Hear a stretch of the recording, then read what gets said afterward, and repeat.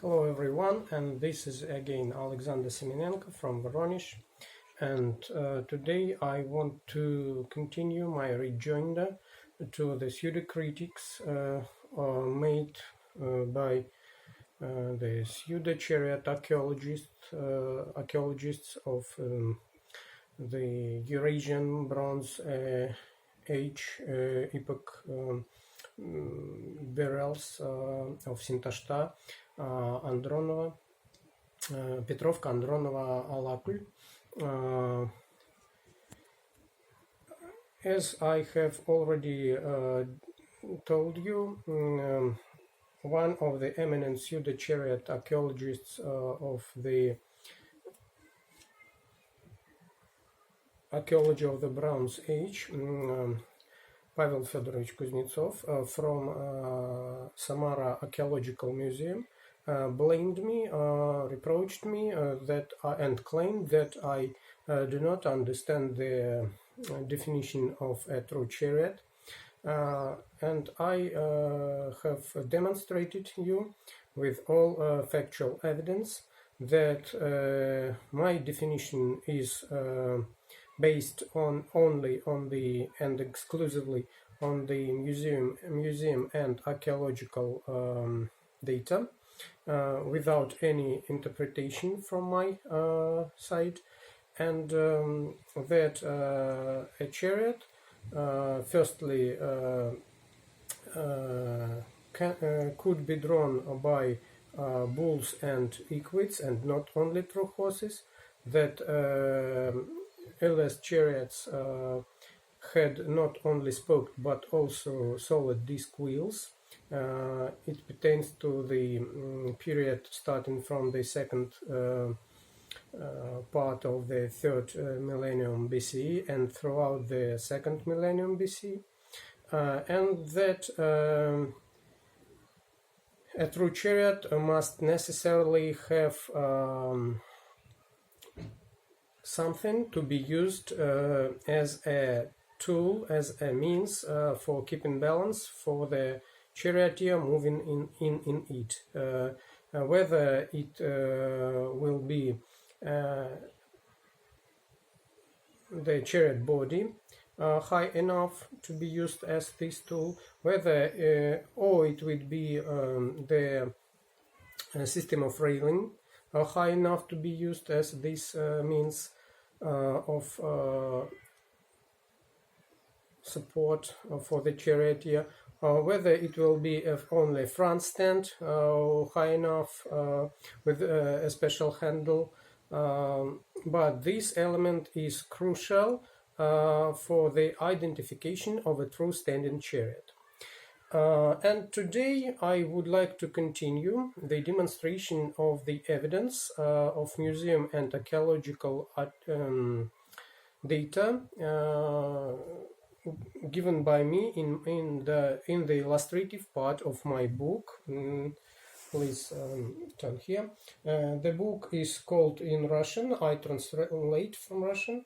The standard chariot burial, or why are uralo-Kazakhstan burials with the cards of the Bronze epoch not chariot burials? And we have stopped at Hasanlu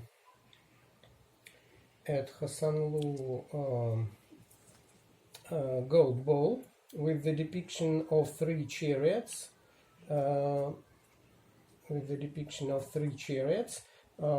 And two of them were drawn or are drawn by onagers, and the third is drawn by bulls. So, and we see here very clearly that the chariots are true, even in the definition of Epimachov and Chushkov and Kuznetsov, that is, the chariots have spoked wheels. And the dating is already between 1250 to 800 BCE. It is from Iranian Azerbaijan near the Urmia lake. So these chariots were still used, and not only horse chariots. Today I would like to concentrate mostly on two topics. The first is absolutely evident, and it doesn't need any comments from my side.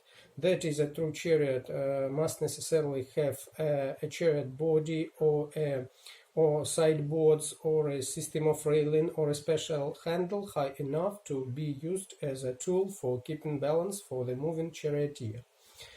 So I will just demonstrate you the pictures without talking too much about them. But the second moment is more interesting. I will deliberately linger on some depictions of chariots where we can see this very special handle for keeping balance of the charioteers.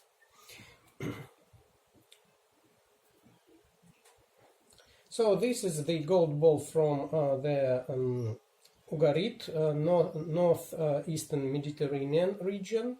It's from Louvre Museum, dated around 1200 BCE. And then we have great many reliefs of the temple of Medinet Habu, built for Ramses III. He reigned somewhere between 1190 and 1151 BCE. And here we have great many battle chariots depicted.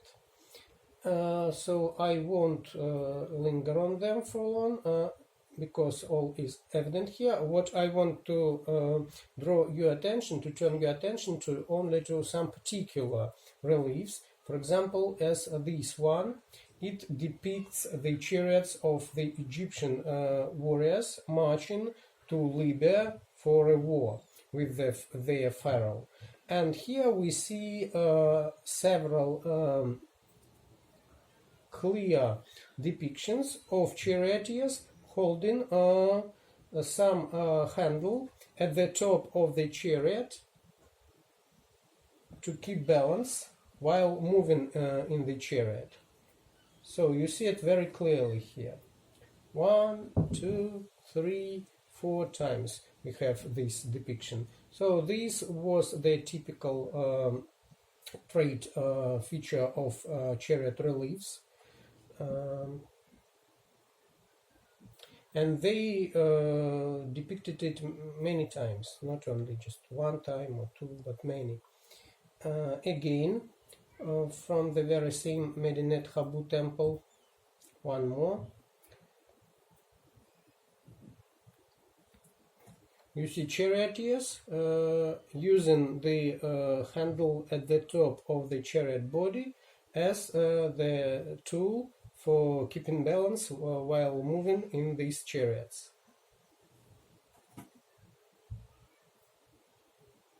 And again.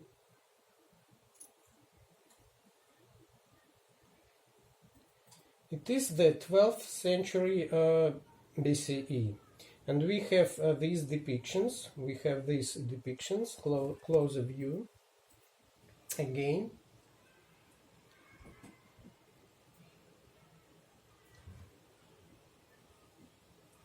In such manner, they depicted this holding of this handle. You see that the second charioteer is holding reins in his hands. So this first charioteer, he is not holding reins. He's holding the handle of the chariot body. And more.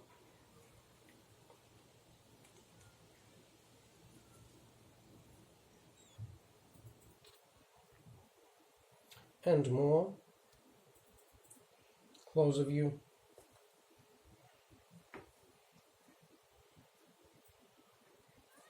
And here again.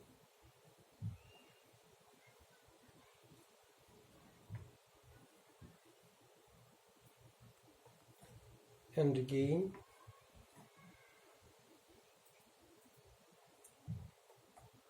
And one more closer view.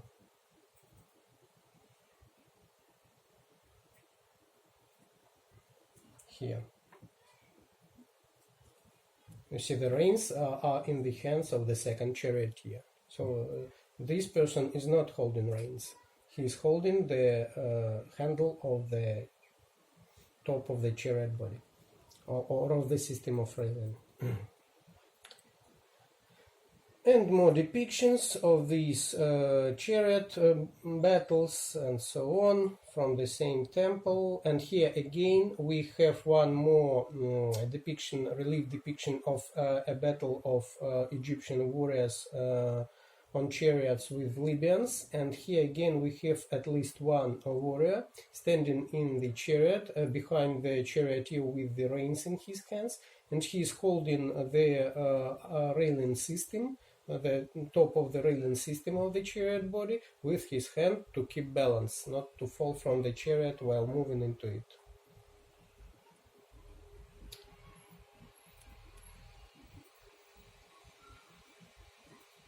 More reliefs of pharaohs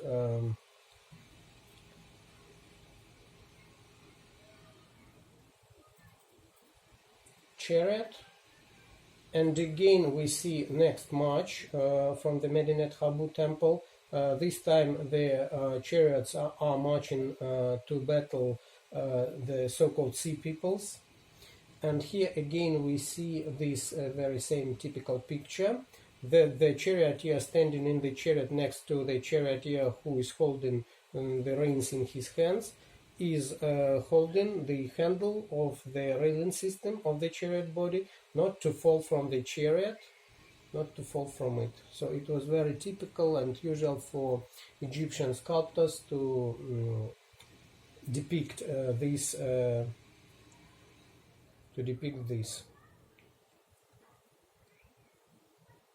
Here. And this is a very interesting relief. It depicts the battle of Ramses III with the so-called sea people. And here we have several depictions of zebu, four zebu bull drawn carts, but they are not carts because they have only two wheels, solid wheels, and a chariot body. And what is more important here, it is evident that there are at least two warriors standing in this chariot body of the chariot with disc wheels drawn by four zebu bulls. Here we see two warriors. They are wearing warrior helmets with feathers, special helmets, and one of them is definitely wounded and he's falling down from the chariot, and the second is standing in the chariot and he is holding a shield with his right hand and a sword, a long sword, with his left hand. So he's evidently battling from this zebu drawn bull chariot with solid wheels. This is a very clear example. The same picture probably comes from the second chariot, because here again we see a warrior in a special helmet with feathers, but still this depiction is undoubtful. This is a four zebu bull drawn battle chariot of the sea peoples, with warriors, at least two warriors into it, and it has solid wheels, and it's drawn not by horses or by equids, but by bulls, and even zebu bulls. More depictions of chariot of Ramses III.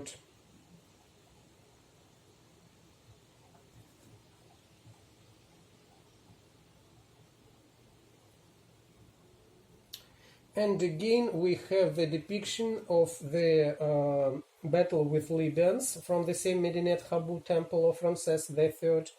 And here we see the relief of Egyptian chariots, and in one case we see this chariot warrior standing next to the charioteer with the reins in his hands. He is holding a handle, a railing of the top of the railing system of the chariot body of this chariot, not to fall from it, to keep balance while moving in this chariot.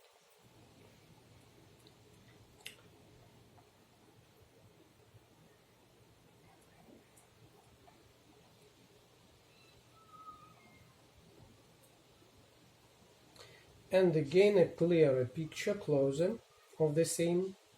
You see it very clear, it is evident. So the chariot body, the system of railing, is high enough when it enables the charioteer standing in the chariot to lower his hand and to hold it, to keep balance while moving in this chariot. Probably the same is depicted here and here also, but we can't see it because of the horse bodies. But the hands are also lowered.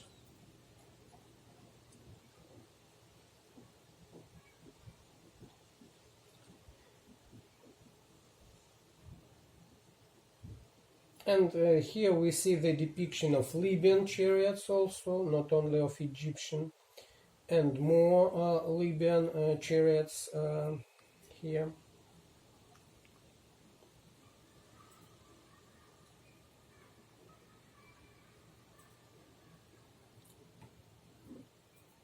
So there are a great many chariot reliefs throughout Egypt of many Egyptian pharaohs. I wasn't able to put them all into my book because of its giant, immense character. I was able to put only some of them into the book to show them to you. And here you see this is the depiction of the chariot hunt of Ramses III from Medinet Habu temple. And here we see this very typical position which I have demonstrated you on the Sumerian relief with the depiction of chariot dated to the 19th century BC. There the charioteer is standing with one of his legs onto he's putting it onto the draft pole of his chariot. And I've told that this is a very typical position of the charioteer for the Egyptian reliefs. And here we see it. We see the pharaoh standing with his leg onto the draft pole of his chariot. So this is the evidence. They are just speaking for themselves.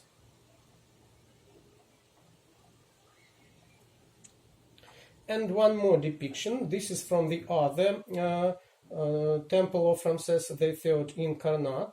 And here we see Egyptian chariots in battle with Syrians.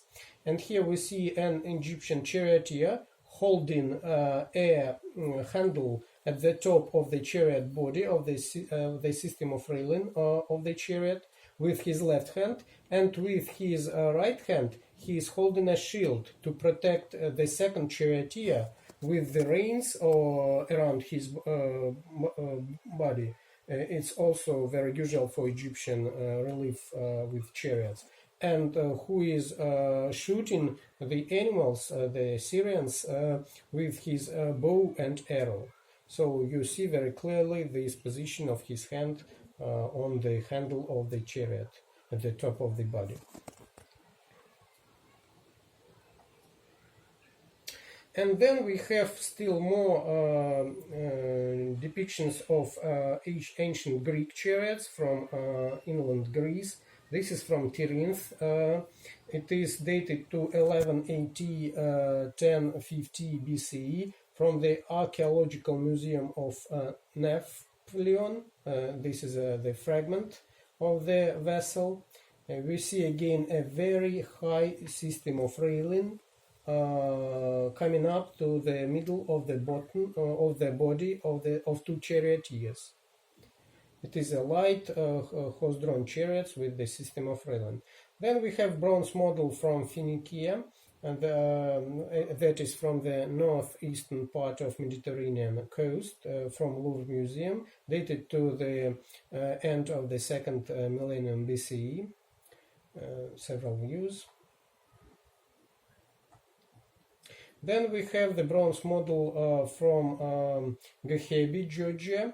It is dated to approximately 1000 BCE, and here we see very clearly the system of sideboards or of railing used to keep balance, and this is the photo of the very same chariot model. And then we have several Neo-Hittite chariot reliefs, and again we see the same picture. This is the one from New York Metropolitan Museum of Art from Tel Halaf, Syria, dated to approximately 1000 to 800 BCE.